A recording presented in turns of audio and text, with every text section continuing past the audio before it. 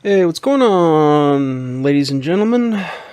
It's a rainy day here in northwest of the Northwest. It's supposed to maybe even get some thunder, which I wouldn't mind. I always like to listen to the rumble of the thunder up in the sky and the rain hitting down hard on the roof.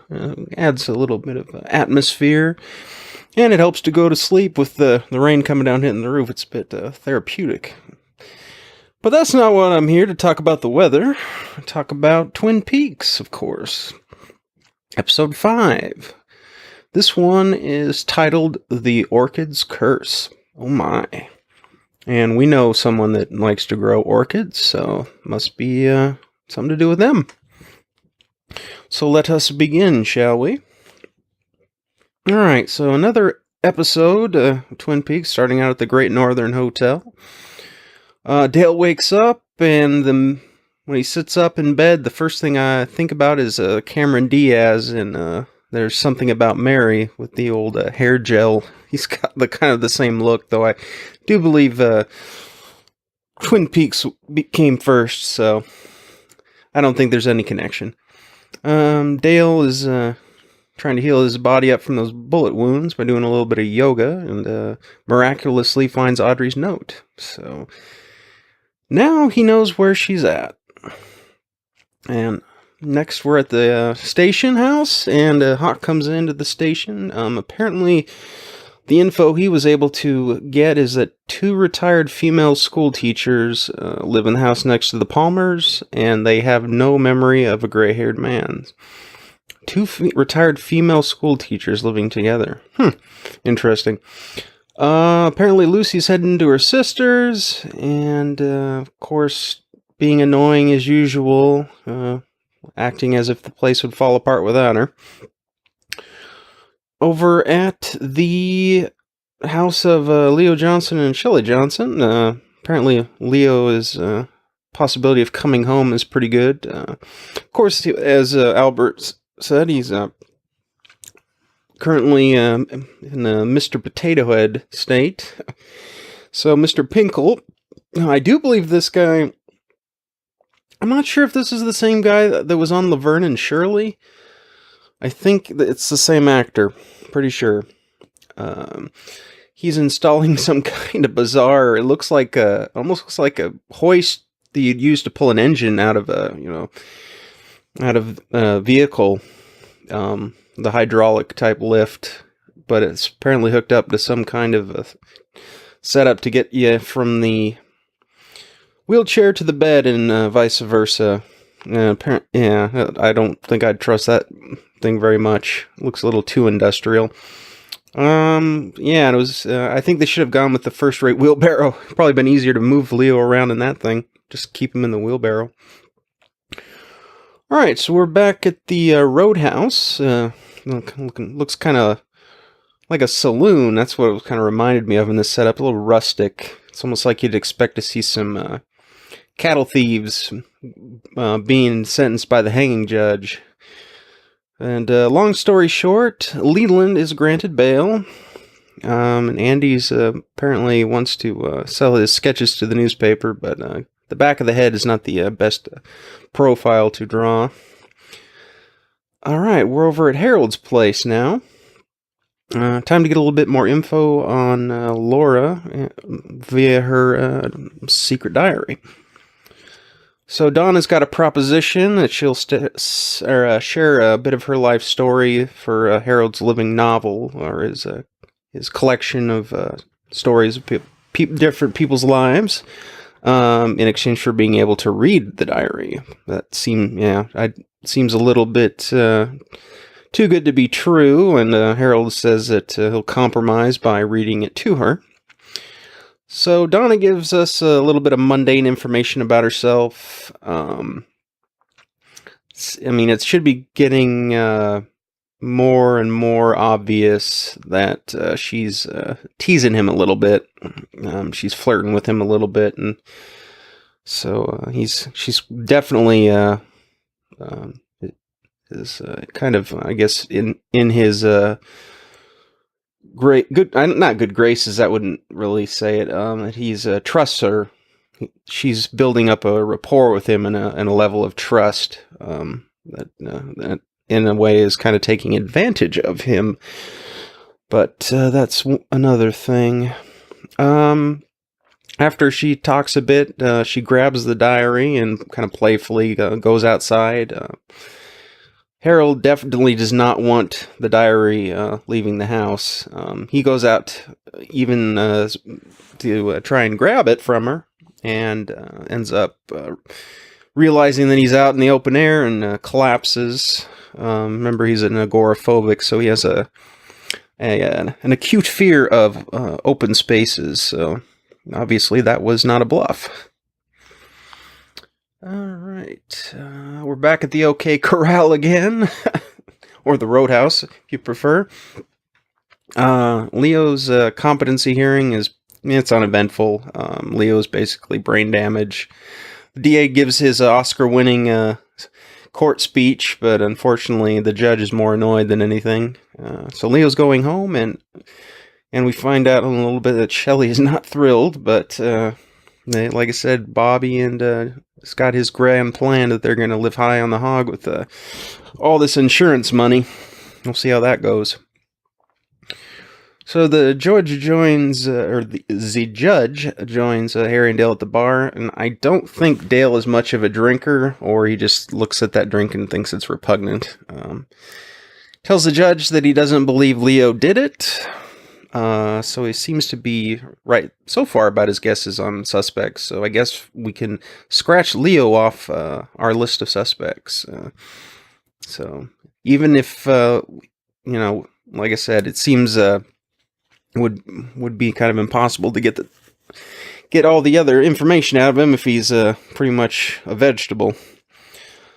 Ed brings Nadine home, and as you can recall from the other episode, after she woke up, she's apparently is now of a mind that she's a senior in high school, and apparently has freakish strength, as we saw that she busted their cuffs on the bed because they had to like restrain her, and she also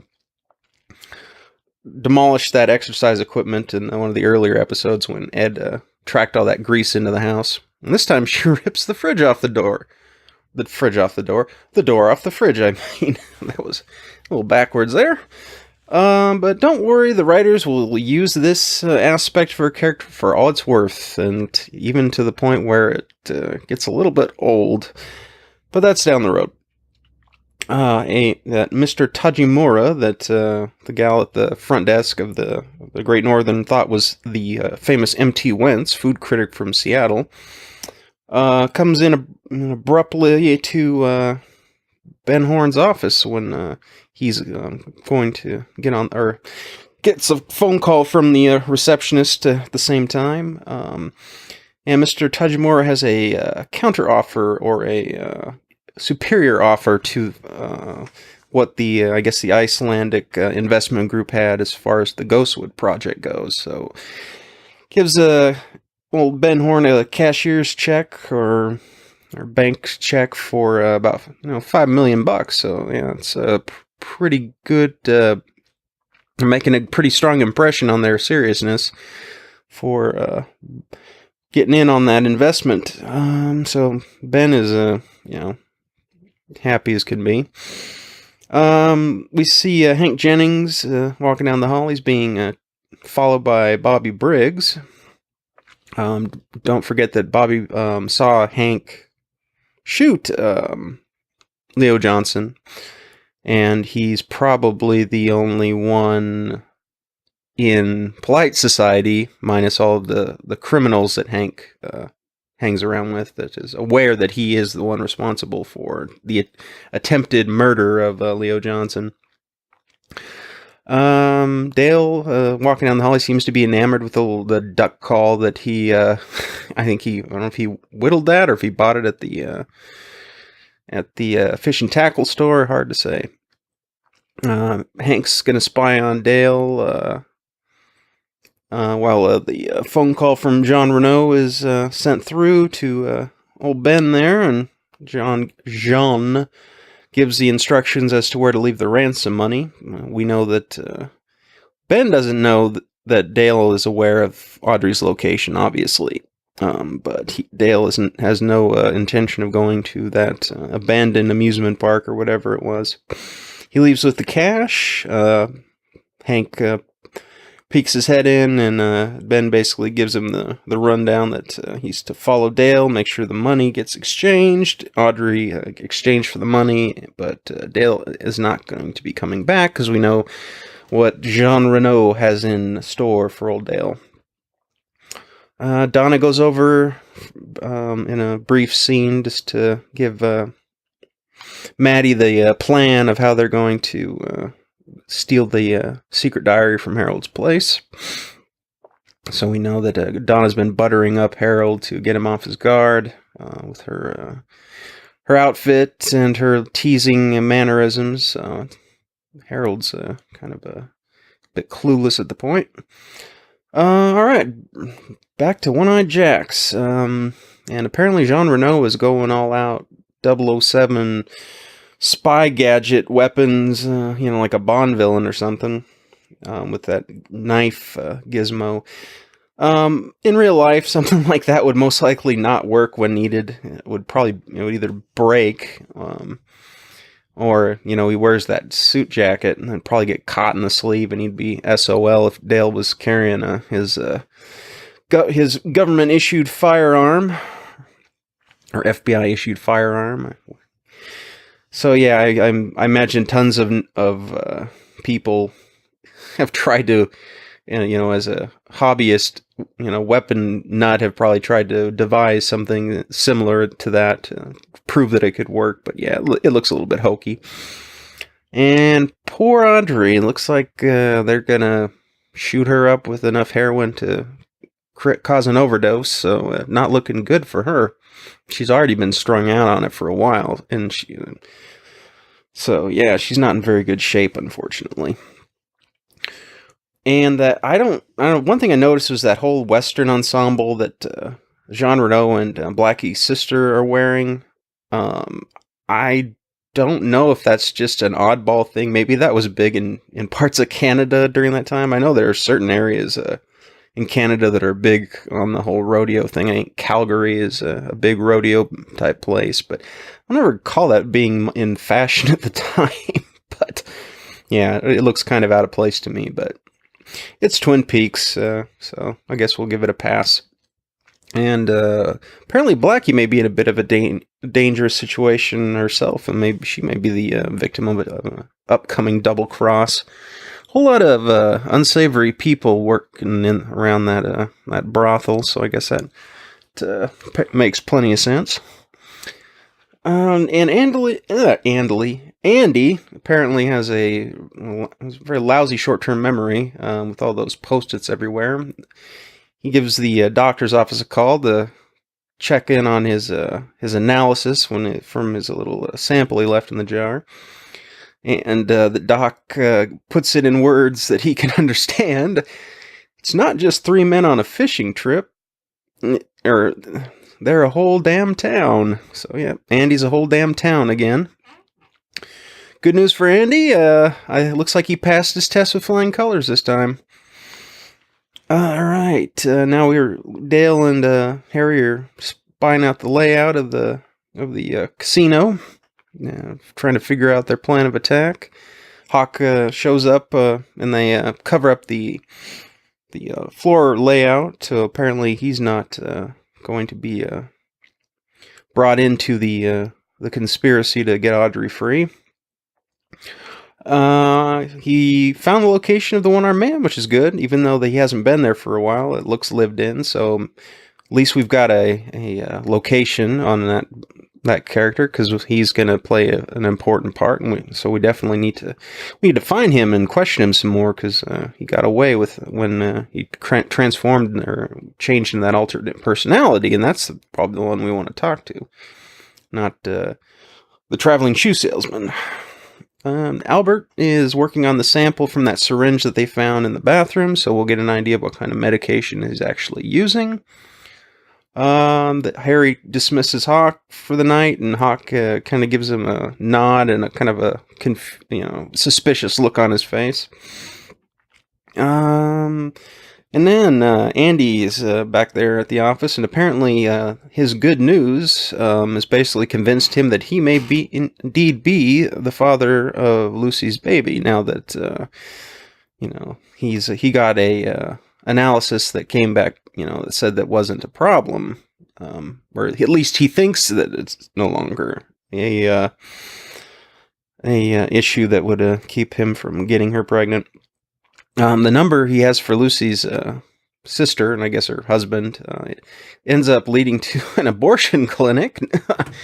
So, Andy, who is as naive and as impressionable as his love interest, Lucy, is in a bit of a shock, because of course he's assuming that Lucy went out of town to get an abortion, and poor Andy.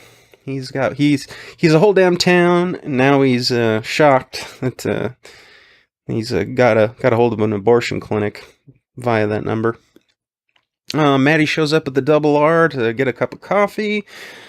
Tries to fib about who the coffee's for to James, and James is obviously picking up her nervous vibes, and realizes she's not the best of liars.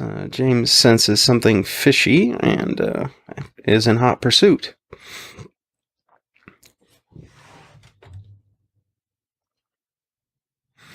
Alright, so James is in pursuit, so we'll see how that goes. We hear the howl or the hoot of an owl before we see Maddie waiting out there in the cold in the windy night air with her cup of coffee.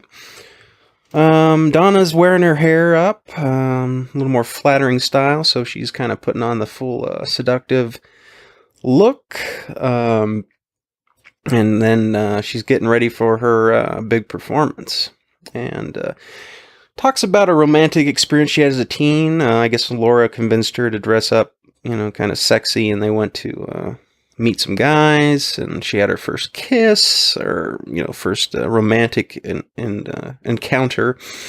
And I don't know if the story is true or if she's spinning a yarn to get Harold off guard. The reason why I'm saying this, I will not delve into, because it could be spoilerish for things in the future that may or may not be related to it, but we'll discuss that then. So I'll mention this and bring it up again when it's relevant. But it is a good performance by the actress, I'll say. I mean, it wasn't bad. I'd give her a thumbs up for that.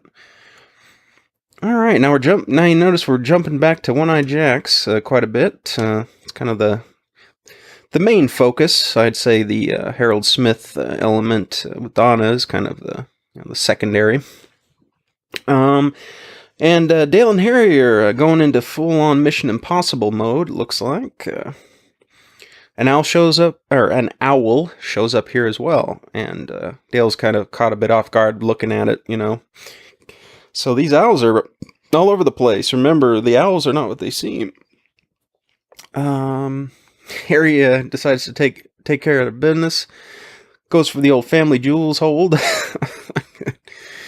And they get inside, no problem. And by the looks of the place, it's full of politicians and used car salesmen. Some schmucks walking around there.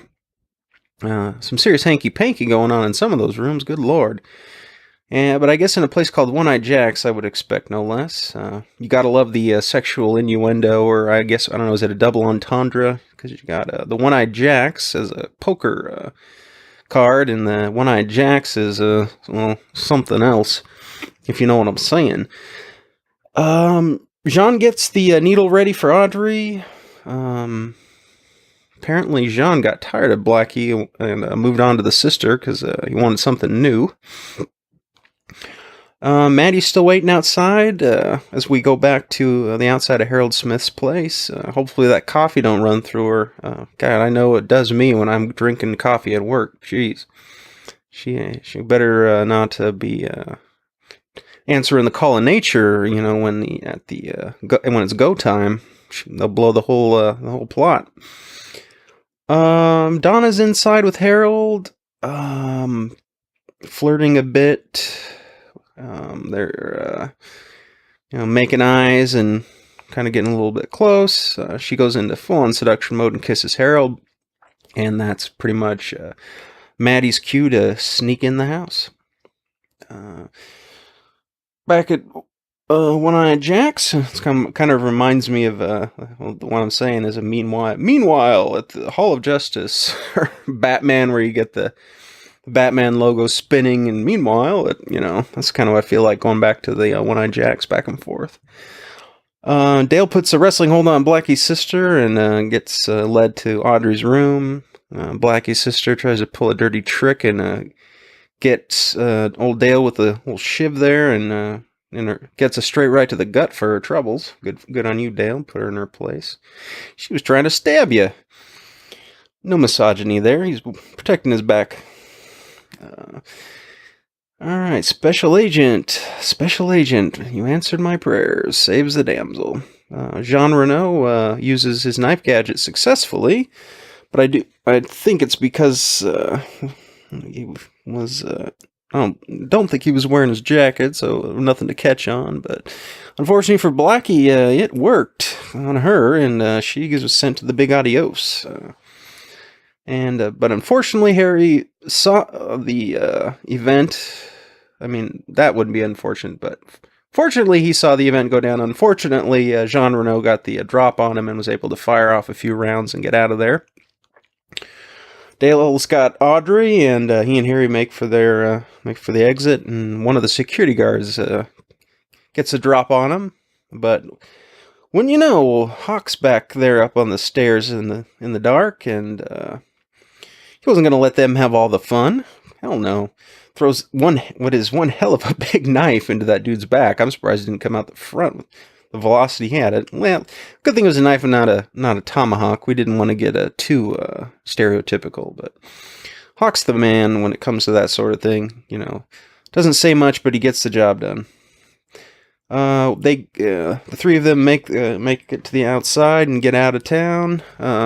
Hank relays the message, I'm assuming on some kind of primitive form of cell phone to, I'm assuming is Ben on the other end, and tells him that Audrey's on her way home, but Jean Renault sneaks up on him, grabs his wallet, checks out the ID, and apparently thinks that he is District Attorney Ludwig, our bombastic friend from the Roadhouse, so we'll see how that plays out. I think it looks worse for Hank if it looks like he's a government employee spying there. I don't know.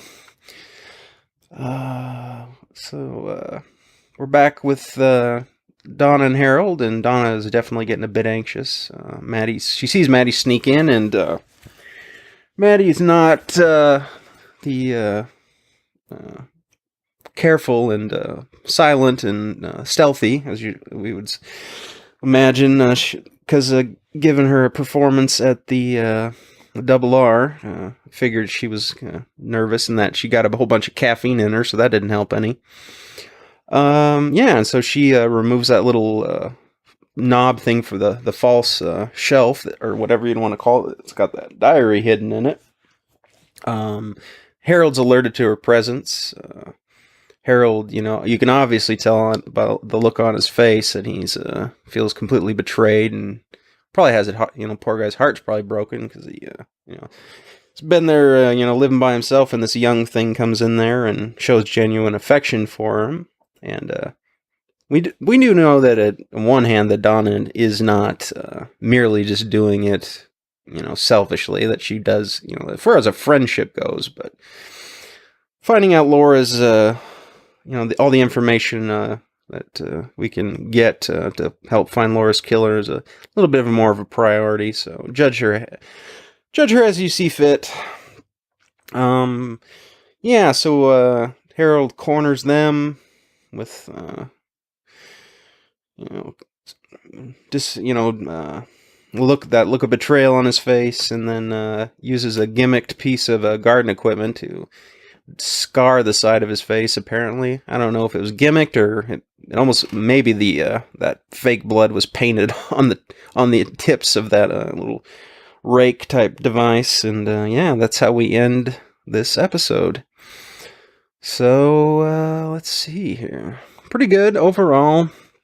Audrey's storyline is not, I wouldn't say concluded, but she's back over safe and sound, so that part of it at least is taken care of. So now that we don't have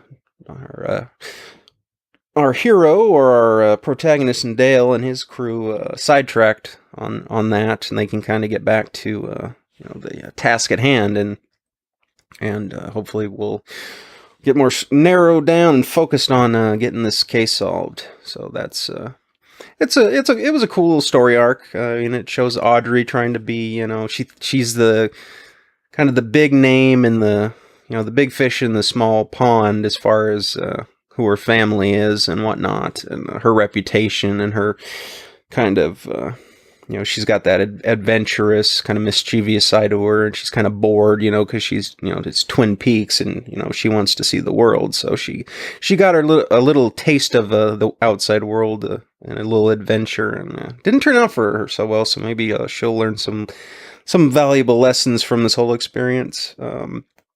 Yeah, it'll be interesting to see what happens next in the next episode, especially given the way we finished with Harold there. And I would assume, at least going by instinct, even if I hadn't watched this episode a whole bunch of times, it will probably start the next episode with a continuation of that scene, perhaps. And I definitely will have that up and ready. I'll get this one all processed and uploaded today, and I'll have episode 6 available tomorrow. So until then, my friends, I wish you a good day. Hopefully your weather is better than it is here, and I'll talk to you next time. Take it easy.